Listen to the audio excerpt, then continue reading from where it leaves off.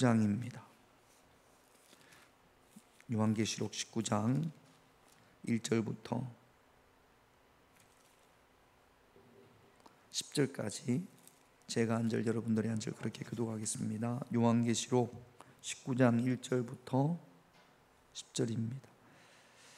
이후에 내가 들으니 하늘에 허다한 무리에 큰 음성 같은 것이 있어 이르되 할렐루야, 구원과 영광과 능력이 우리 하나님께 있도다.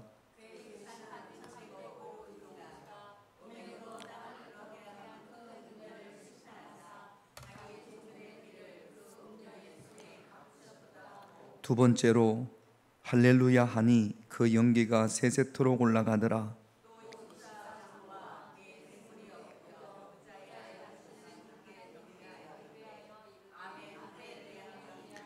보좌에서 음성이 나서 이르시되 하나님의 종들 곧 그를 경외하는 너희들아, 작은 자나 큰 자나 다 우리 하나님께 찬송하라 하더라.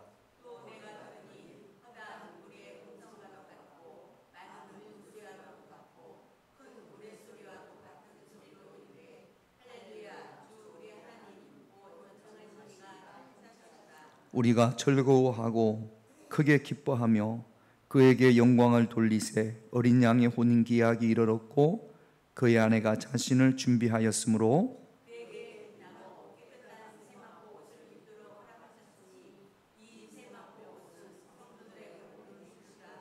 천사가 내게 말하기를 기록하라. 어린 양의 혼인 잔치에 청함을 받은 자들은 복이 있도다 하고 또 내게 말하되 이것은 하나님의 참되신 말씀이라 하기로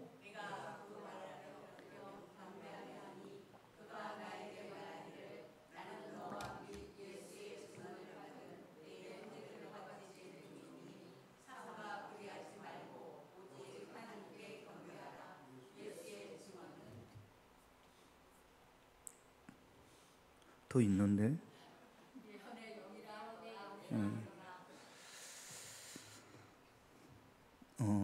7월 1일부터 새벽에 요한계시록이 시작이 돼서 오늘 새벽에 요한계시록 19장 말씀을 받습니다. 이런 기회를 통해서 요한계시록의 줄거리가 여러분들이 좀 이렇게 잡혔으면 참 좋겠다 싶은데 요한계시록에 뭐라고 적혀 있습니까? 그러면 하나도 생각이 안 나는, 그렇지 않죠? 요한계시록의 주제가 뭐라고 말씀을 드렸죠? 요한계시록의 주제가 요한계시록이 쓰여질 당시의 상황이 어땠습니까? 교회가 너무나 많은 박해를 받고 있었고 교회의 상황이나 또 예수님을 전하다가 붙잡혀서 반모라는 섬에 유배된 사도 요한이나 형편이 비슷하다라고 말씀을 드렸습니다. 너무 박해가 심하니까 신앙생활을 포기하는 이들도 있었고 또 흔들리는 이들도 있었습니다. 그때 하나님께서 이 사도 요한에게 또는 교회에게 소망을 주시기 위해서, 희망을 주시기 위해서 하나님께서 요한을 통하여 계시록을 주신 겁니다. 요한계시록 그 1장 3절에 보면 이렇게 되어 있어요. 이 예언의 말씀을 읽는 자와 듣는 자와 그 가운데 기록한 것을 지키는 자는 복이 있나니 그랬습니다. 읽는 거, 듣는 거, 그 다음에 그 가운데 기록된 것을 지키는 자. 요한계시록을 읽고 어떤 말씀을 지켜야 될까요? 요한계시록을 읽고 어떤 말씀을 읽고 듣고 그 가운데 기록된 것, 우리가 그 가운데 기록된 것이 뭐가 있을까? 뭐가 기록되어 있죠? 그 가운데 기록된 것을 지켜야 되는데 그 가운데 기록된 것이 아무것도 생각이 안 나면 지킬 수가 없지 않습니까? 근데 뭐 상징적인 것도 많고 일곱 개의 인도 있고, 그 다음에 나팔 재앙도 있고, 그 다음에 대접 대앙도 있어요. 여러분, 오늘 요 짧게 드리는 말씀을 여러분들이 꼭 마음에 새겼으면 좋겠어요. 제발 이쪽으로 돕고 이쪽으로 나가요, 이런 말씀 하지 마시고 꼭 지켰으면 좋겠습니다. 읽고 듣고 지키는 자가 복되다고 그랬는데, 지키는 것이 무엇이냐 하면 다른 게 아니에요. 많은 박해와 많은 유혹 가운데에서도 예수님이 다시 오실 것을 믿고 소망하며 인내하고 믿음이 흔들리지 않는 것, 이게 지키는 거예요. 우리가 신앙생활을 하면서 더워서, 추워서, 가난해서, 배불러서, 배고파서 이런저런 것 때문에 신앙이 흔들릴 때가 참 많습니다. 아침에 다르고 저녁에 다를 때가 있어요. 그러지 말고 어떤 상황이라도, 어떤 박해가 있더라도, 어떤 속상한 일이 있더라도, 어떤 좋은 일이 있더라도 주님이 다시 오실 거니까 흔들리지 말고 인내함으로 믿음을 지키는 것, 이것이 기록된 것을 지키는 자입니다. 저와 여러분들이 요한계시록을 읽고 듣고 기록된 것을 지킴으로 복 있는 사람이 되시기를 주님의 이름으로 축원드립니다. 요한계시록 18장에서는 바벨론의 심판에 대해서 쭉 말씀하세요. 그리고 우리가 읽은 요한복음 19장 1절에서 10절까지는 어린 양의 혼인잔치, 여러분 많이 들어보셨을 겁니다. 어린 양의 혼인잔치, 따라합시다. 어린 양의 혼인잔치. 제가 이제 제목을 어린 양의 혼인잔치에 청함을 받은 신부의 준비, 제목이 길어요. 어린 양은 예수님이고 혼인잔치에 청함을 받은 신부는 누구겠어요? 그 당시 교회 또는 우리, 그러니까 우리가 예수님이 신랑이고 어린 양이신 예수님이 신랑이고 우리는 예수님의 신부고, 그래서 신부인 우리가 무엇을 준비해야 되는지를 오늘 본문 속에서 세 가지를 말씀을 드리려고 합니다. 먼저 7절을 볼게요. 같이 있습니다. 우리가 즐거워하고 크게 기뻐하며 그에게 영광을 돌리세. 어린 양의 혼인 기약이 이르렀고 그의 아내가 자신을 준비하였으므로, 이게 오늘 말씀에 보면 어린 양의 혼인 기약이 이르렀고 그렇게 기록하고 있습니다. 나라마다 시대마다 결혼 풍습이 다릅니다. 우리나라 결혼 풍습이 다르고 중국의 결혼 풍습이 다르고 저 유럽의 어떤 나라의 결혼 풍습이 다른데, 성경을 이해하기 위해서는 그 당시 유대인들의 결혼 풍습을 우리가 좀 알 필요가 있습니다. 지금도 여행 프로그램 같은 데서 보면 아프리카나 중동의 결혼 풍습을 보면 우리하고 완전히 다른, 세상에 저렇게 결혼을 하네 할 정도로 우리하고 다른 그런 결혼 풍습이 있습니다. 당시 유대인들은 남자가 저기 옆집에 사는 저기 건넌 마을에 사는 순이가 마음에 들어요. 앞마을에 옆마을에 용팔이, 뒷마을에 누구? 갑순이. 갑순이가 맞나? 앞마을에 갑돌이, 뒷마을에 갑순이, 둘이가 서로 사랑을 했어요. 사랑을 했는데 말을 했어요, 못했어요? 말을 못했어요. 그래가지고 순이가 시집 가는 날 갑돌이는 달 보고 뭐 했더래요? 울었더래요. 그게 우리나라 정서입니다. 말도 못하고 그랬는데, 유대인들은 남자가 신랑 될 사람이 좋은 여자가 있으면 그러면 중매쟁이 같은 사람, 이 사람에 대해서 잘 이야기해 줄 사람, 나에 대해서 잘 이야기해 줄 사람, 그 사람한테 이야기를 해서, 그래서 날짜를 잡아서 그 신부 집에, 내가 좋아하는 그 아가씨가 사는, 신부가 사는 그 집에 갑니다. 이때 신랑은 포도주하고 지참금, 신부의 아버지에게 줄 돈, 지참금과 서약서, 결혼 서약서를 준비해 간답니다. 포도주와 그 다음에 지참금, 돈과 그 다음에 서약서 가져가서 이제 신랑 될 사람, 그 다음에 신부 아버지, 그 다음에 중간에 그 중매하는 사람 셋이 이제 앉아서 당신 딸을 사랑합니다, 딸을 주세요. 그러면 그 장인 될 사람이 그냥 주지는 않을 거 아니에요.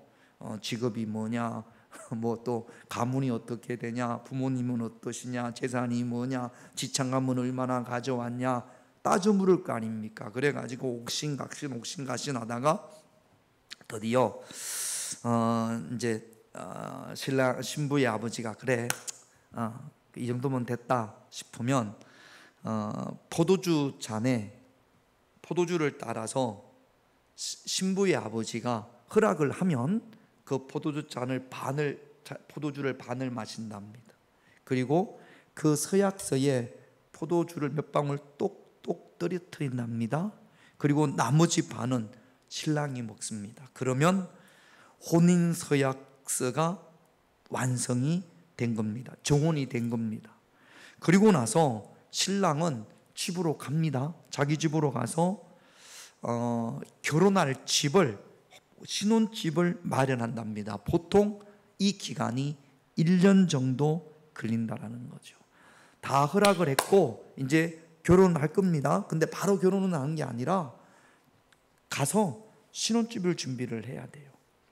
예수님께서 요한복음 14장 2절 3절에 그래서 이렇게 말씀을 하셨어요. 한번 볼게요. 내가 너희를 위하여, 같이 있습니다. 내가 너희를 위하여 거처를 예비하러 가노니 가서 너희를 위하여 거처를 예비하면 내가 다시 와서 너희를 내게로 영접하여 나 있는 곳에 너희도. 마치 신랑이 신부에게 하는 말과 동일합니다. 내가 너희를 위하여, 이제 2절 초반부터 보면 내 아버지 집에 거할 곳이 많으니, 그러면서 많도다 그러면서 내가 당신을 위하여 거처를 준비하러 갑니다.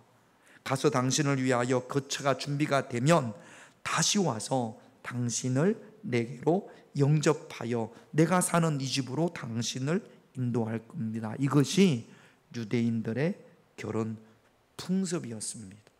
그래서 결혼 날짜는 누가 정하냐면, 이렇게 이제 1년 정도 지나면 결혼 날짜를 정해야 될 거 아니에요. 결혼 날짜는 오직 신부의 아버지가 정한답니다. 몇 월 며칠 결혼 날짜를 정하면 그날 신랑과 신랑 친구들이 신부를 데리러 옵니다.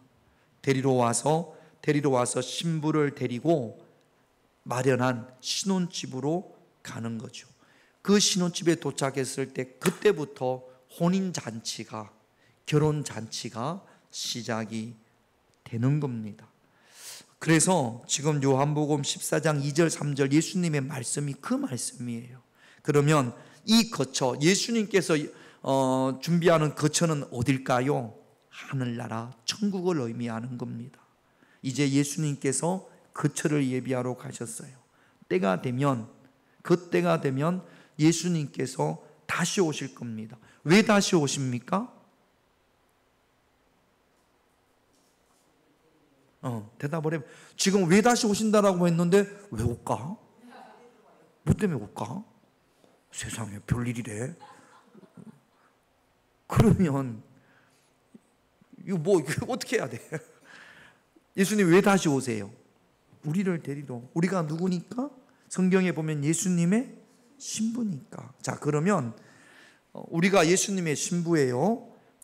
그 기간, 예수님께서 거처를 준비하는 그 기간 동안 우리는 이 땅에 살면서, 그러면서 자, 그 7절 말씀을 다시 한번 볼게요. 같이 있습니다.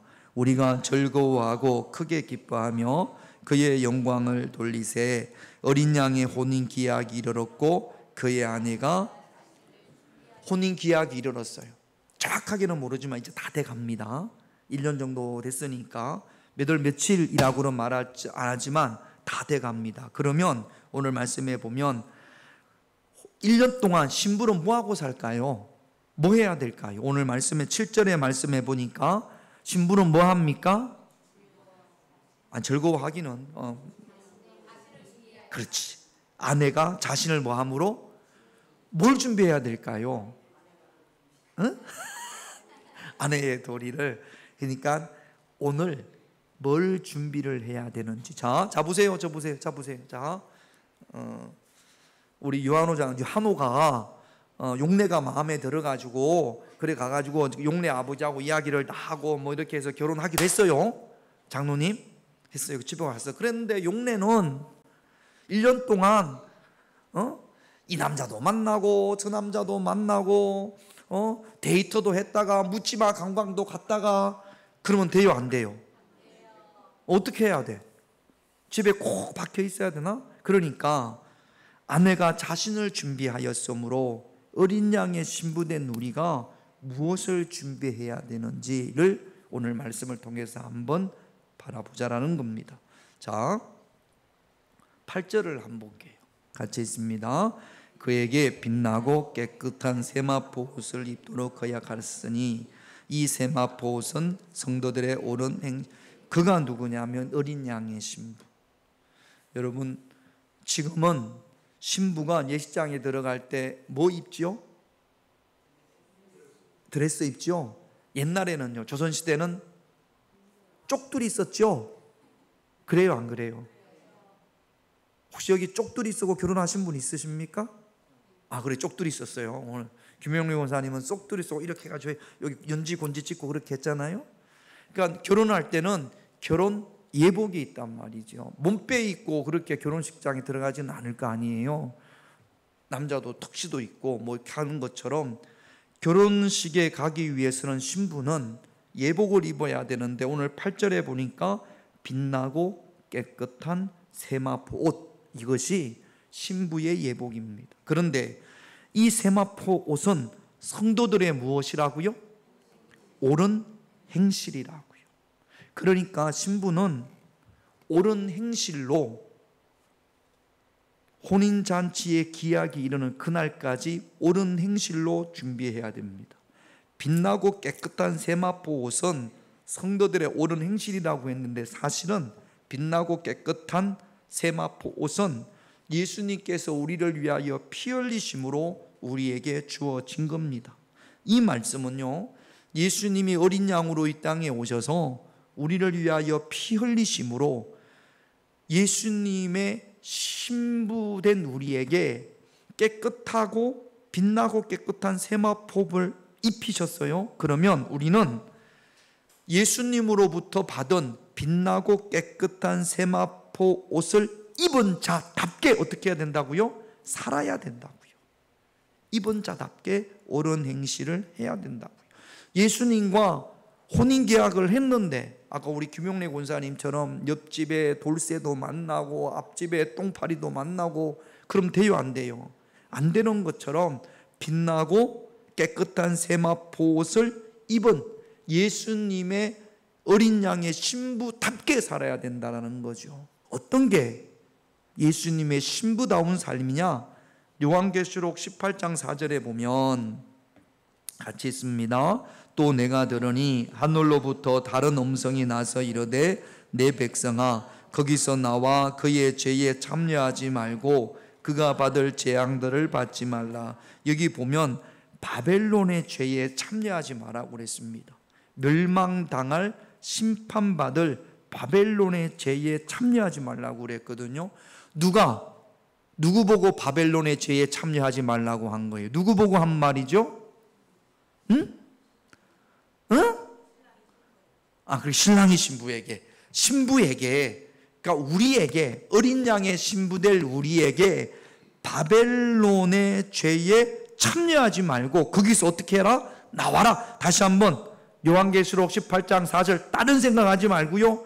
지금 정신을 바짝 차려도 이걸 잘 이해하지 못할 그런 말이죠. 다시 한번 읽습니다. 시작. 또 내가 들으니 하늘로부터 다른 음성이 나서 이르되 내 백성아 거기서 나와 그의 죄에 참여하지 말고 그가 받을 재앙들을 거기서 나와 바벨론에서 나와서 재앙받을 그곳에서 나와서 그의 죄에 참여하지 말라, 그렇게 말씀을 하십니다. 바벨론의 죄가 어떤 것이 있는지 대표적인 것이, 여러분 요한계시록 18장 3절에 보면 같이 있습니다.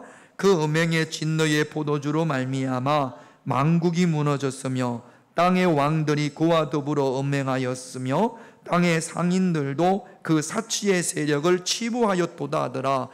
바벨론의 가치관대로 사는 대표적인 사람을, 대표적인 무리들, 요한계시록에서 둘을 이야기하는데 따라합시다. 땅의 왕들, 땅의 상인들, 땅인이라고 그래요. 땅의 왕들, 땅에 사는 사람, 땅의 상인들, 땅의 가치를 두고 사는 이들을 요한계시록에서는 땅에 거하는 자들이라고 합니다.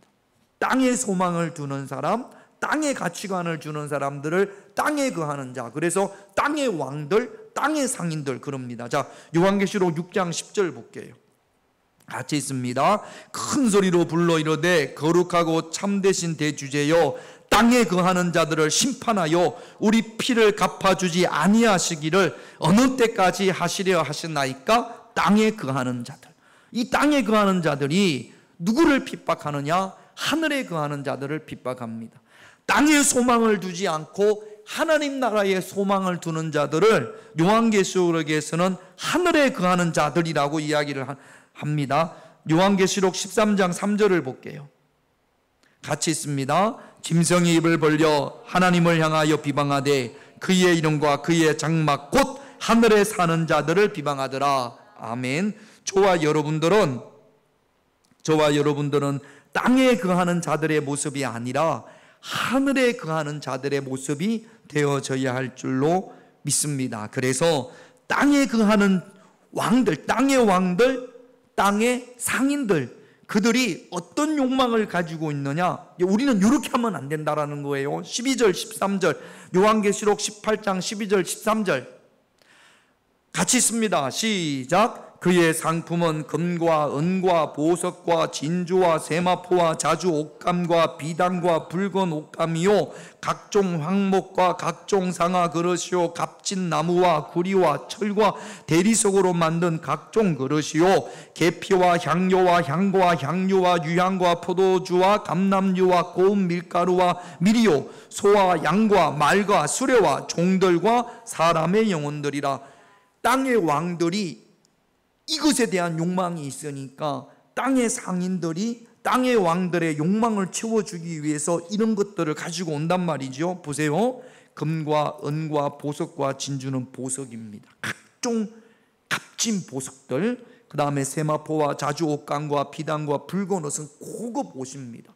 고급 옷 맛을 만드는 재료, 그 다음에 향목, 상아그릇, 값진 나무, 구리, 철, 대리석 이런 것들은 고급 가구, 주방 기구 또는 건축 자재 이런 것들입니다.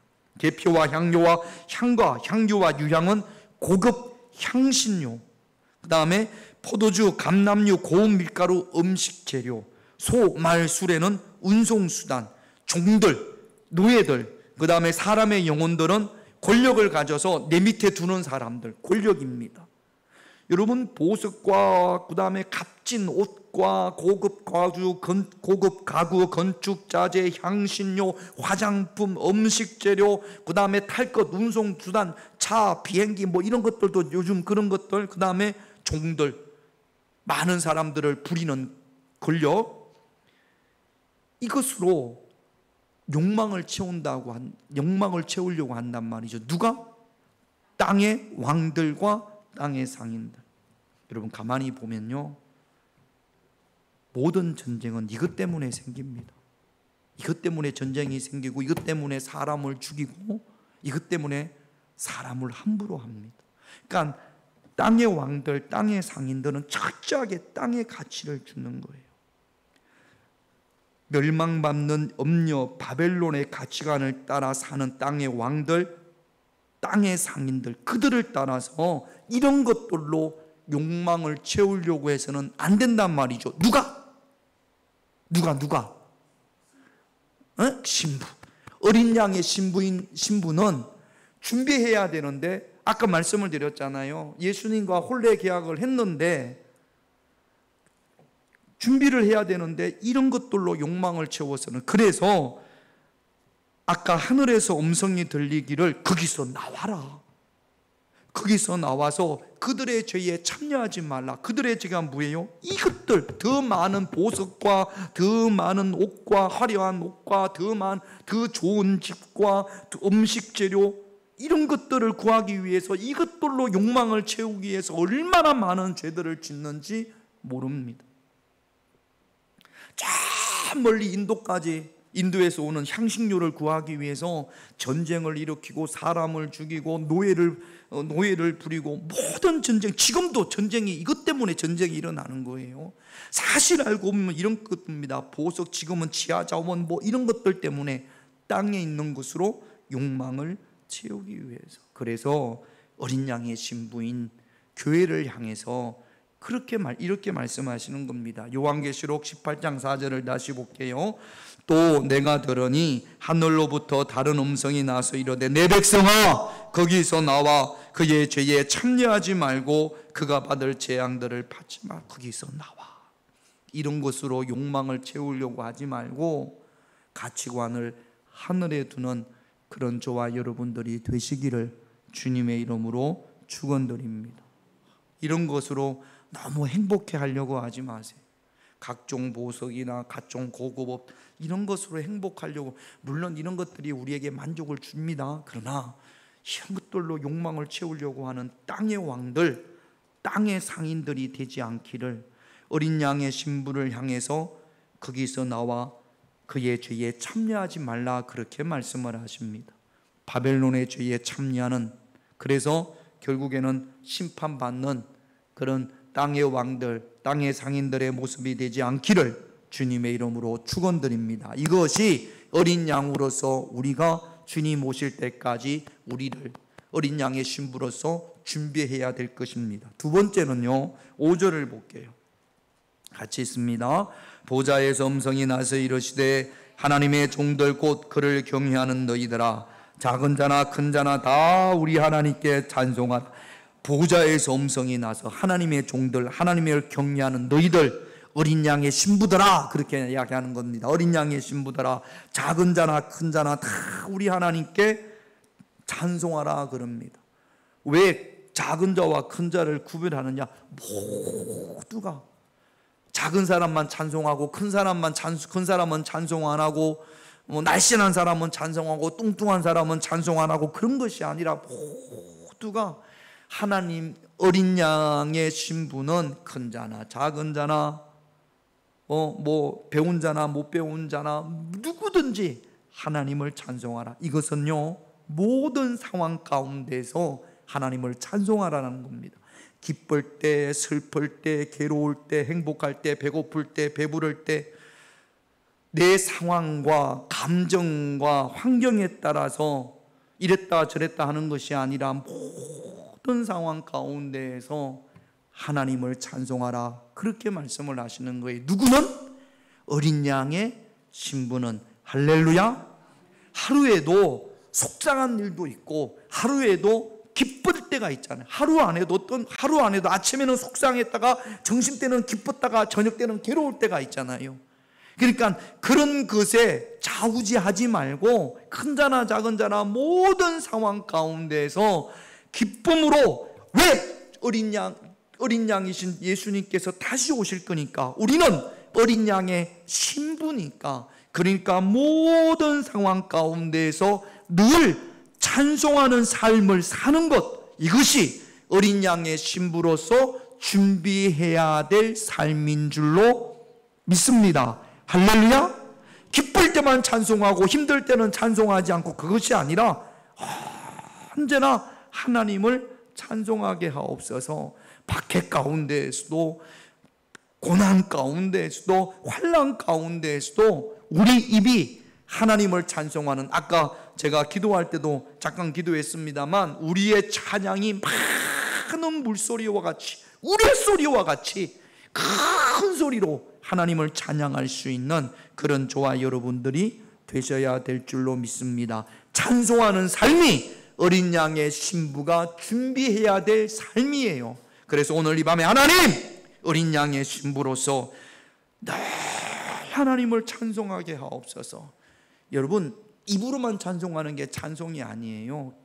모든 것이 하나님의 섭리이심을 믿고 하나님께 영광을 돌리는 겁니다. 요즘 더워서 얼마나 힘듭니까? 아이고, 이렇게 더워서 너무너무 힘드네, 말세가 올란가 보네, 뭐 그렇게 우리가 투덜투덜 때가 많잖아요. 오늘 이 말씀을 들으면 아니야, 더울 때도 내가 하나님을 찬송해야지. 더 더울 때도 하나님을 찬송해야지. 반대로 추울 때는요, 추울 때도 내가 하나님을 찬송해야지. 어떤 상황에 내가 처하더라도 내 입은 여전히 하나님을 어떻게 해요? 찬송해야지.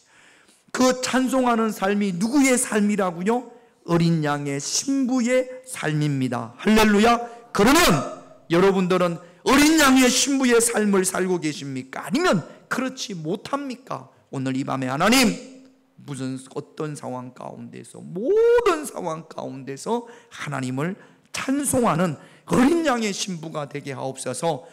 준비하는 겁니다. 기도할 수 있는 시간이 되시기를 바랍니다. 또 어린 양의 혼인잔치에 청함을 받았다라는 것은, 신부로 청함을 받았다라는 것은 엄청난 복이잖아요. 그래가지고 너무나 감사하고 기뻐서 이 사도 요한이 천사에게 엎드려 절을 하려고 합니다. 그랬더니 천사가 깜짝 놀라면서 나도 하나님의 종이다. 자, 10절을 볼게요. 같이 있습니다. 내가 그 발 앞에 엎드려 경배하려 하니 그가 나에게 말하기를 나는 너와 민 예수의 정언을 받는데 형제들과 같이 된 종이니 네가 그리하지 말고 오직 하나님께 경배하라. 예수의 정언은 예수의 영이라 하더라. 할렐루야. 오직 하나님만 경배하라 그러면서, 이게 예수의 정언은 예언의 영이라, 이게 뭔 말씀이냐면 예수님의 정언, 예수님을 전하는 것이 예언의 핵심이다. 그러니까 말씀을 전하는 데 있어서 가장 핵심은 예수님을 전하는 거다. 그렇게 천사가 이야기를 하는 겁니다. 또 예언의 영은 예수님을 전하는 일만 하신다. 그렇게 예수님을 전하는 것이 가장 귀한 것이다. 그렇게 천사가 이야기를 하는 겁니다. 천사를 경배하려고 하니까 오직 하나님만 경배하고 예수님 말씀만 믿고 따르고 다시 오실 그 예수님을 정언하는 삶을 살아야 된다. 누가? 예수님을 정언하는 삶을 살아야 돼요? 어린 양의 신부. 그러니까 우리가, 예수님이 우리를 위하여 십자가에 피 흘리셨습니다. 예수가 그리스도입니다. 예수 믿어야 구원받습니다. 이것이 어린 양의 신부가 해야 할 일입니다. 어린 양의 신부가 해야 할 일 세 가지가 뭐냐면, 바벨론의 죄에 참여하지 않는 것. 아까 우리 바벨론의 죄에 대해서 쭉 말씀을 드렸습니다. 보소곡 뭐 이런 것으로 만족해 하려고 하지 않는 것, 땅의 가치관을 두지 않는 것, 이것이 어린 양의 신부가 준비해야 될 일입니다. 두 번째는 늘 하나님을 찬송하는 거고요, 다시 오실 예수님, 우리를 데리러 오실 그 예수님을 정언하는 것, 이것이 어린 양의 신부가 준비해야 될 일입니다. 세 가지 기도 제목 보겠습니다. 1번 같이 있습니다. 심판받을 바벨론의 죄에 참여하지 않게 하옵소서. 아까 말씀을 드렸던 그 바벨론의 죄에 참여하지 않는 어린 양의 신부로서의 삶을 살기를 기도하십시다. 2번 같이 있습니다. 늘 하나님을 찬송하게 하고, 하나님을 찬송하지 못한 것에 대해서 우리가 회개하십시다. 이럴 때 찬송하지 못했고 이렇게 찬송하지 못했던 그 어린 양의 신부로서의 자격이 안 되는 거거든요. 그러므로 앞으로는 어떤 상황 가운데에서도 하나님을 찬송하게 하옵소서, 하나님께 영광을 돌리게 하옵소서 기도하십시다. 3번 같이 있습니다. 다시 오실 예수님을 정언하게 하옵소서.